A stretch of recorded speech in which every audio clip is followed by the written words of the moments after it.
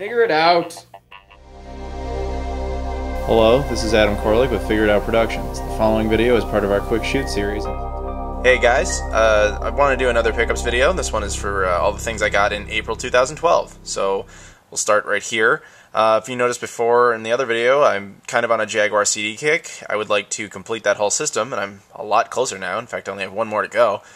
But this is the first one I got, which is Primal Rage. A lot of people might remember this game from the 90s. It was on a bunch of different systems.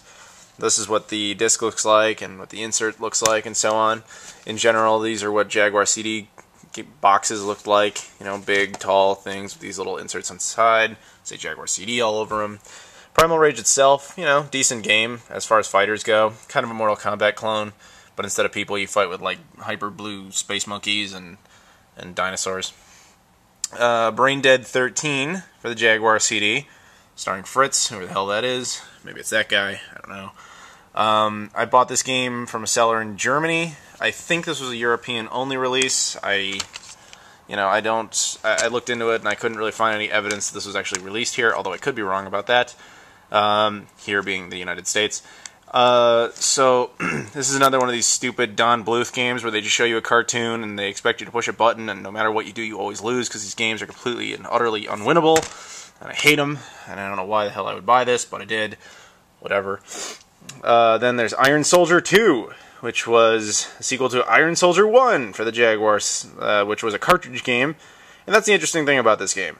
This is one of the rarest, if not the rarest game on the Jaguar CD, and I think it's because of the packaging. First of all, if you open this game up, you get this. You get a jewel case with a disc in it. You don't get one of these. Okay, whatever, I can deal with that. The problem I hate is this box. Take a look here for a second. You notice anything? Size of the box, completely different. And nowhere on this box does it say Jaguar CD. I swear to God, I've looked at the front, the back, top, sides, everywhere. Nowhere on this box does this game indicate that it's a CD game. In fact, if you were to take a cartridge game, put its box next to it, wouldn't you kind of assume the one in the middle is not a CD game? Seriously, that's like the dumbest packaging ever. Why would you do that? Imagine this following scenario. You own a Jaguar, so congratulations on being one of the 12 people in the world that do. You go into a store and you say, okay, I want a new game. Well, you go, well, I don't own a Jaguar CD, so let's just get that out of there. I'm not one of those elitist 4 people with a Jaguar CD. I'm one of the 12. So you go, okay, those are my choices. If you actually bought this one, went home, opened it up, and got this, you'd go, what the hell is this? What am I supposed to do with this? And then you'd return it. I seriously think that must be what happened. I think a ton of people just returned this game, ton being the other like 5 who bought it, decided, well, we can't play this, so we're not going to keep it. So the only people who would have kept it are the ones who either A, were reading gaming magazines and knew that this was going to be a Jaguar CD game, who also had a Jaguar CD and wanted this game. They cared enough about buying Iron Soldier 2. Or the people who went into the store, thought it was a cartridge, got home, found out it was a CD, and happened to own a Jaguar CD, so they said, I don't care. Those are the only people that would own this game. Isn't that kind of... I mean, that has to be why this game is so rare. But, whatever. I do have a Jaguar CD, so I'm happy to have this.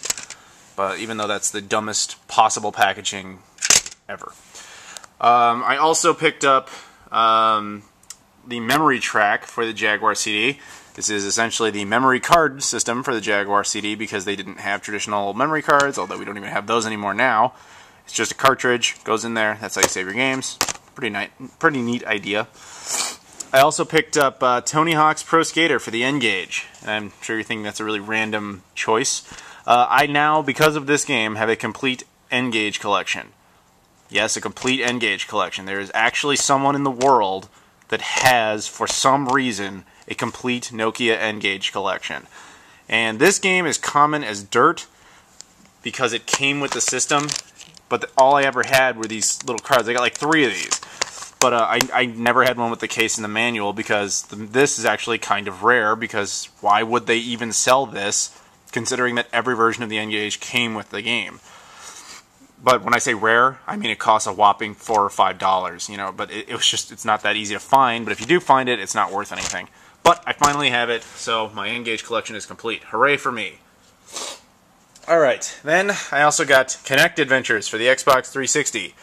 It's kind of Microsoft's answer to Wii Sports, except it doesn't totally and utterly suck because it isn't on the Wii, but the game itself is, it's okay. Kinect Star Wars, again, it's an okay game. I don't really like motion sensing games, but, it's not bad. Some parts of it are kind of cool, other parts totally suck. My friend Matt Sloan did the voice of Darth Vader in this game. Yeah, that was pretty cool. We did a video of him playing this as as Chad Vader, in case you're curious. You can check out that video as well. The Kinect that I got is over there. I'm not disconnecting it. It's the white thing in the center there. And that, of course, came with the Star Wars Edition Xbox 360 Slim. Nice system. I enjoy it. I don't really use it. I just kind of keep it secured in a shelf. And, of course, it came with this C-3PO Edition controller, which is really cool. I did an unboxing video of this, all this stuff. If you're curious, you can see that. And then I did my most recent video was a box of Sega stuff. Sega consoles I got for 40 bucks. So I'm just going to quickly go over this stuff again. These were all advertised as non-working, and if you saw that video, you'd see the long and arduous process of me figuring that out. This one did work, the Sega Genesis. There was nothing wrong with it.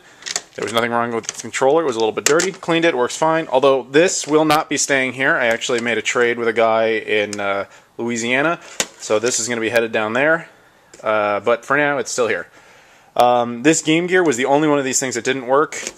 It just needs new capacitors, but I don't know how to do soldering, so I'm going to trade this or something. Sega CD Model 2 works perfectly fine. Other Sega CD Model 2 works perfectly fine. Sega Nomad, portable Sega Genesis, works perfectly fine, just has no battery pack, but that's not a problem. I have other Nomads, other battery packs, and I have power cables, so works fine. Sega Saturn. What a story this one was. It was not working until it electronically bit me. That was not fun, but as soon as it did, it started working again. If you want to see more on this, including why that thing bit me, you can watch the video on that. But there you go. Those are my pickups for the month of April 2012. Thanks for watching.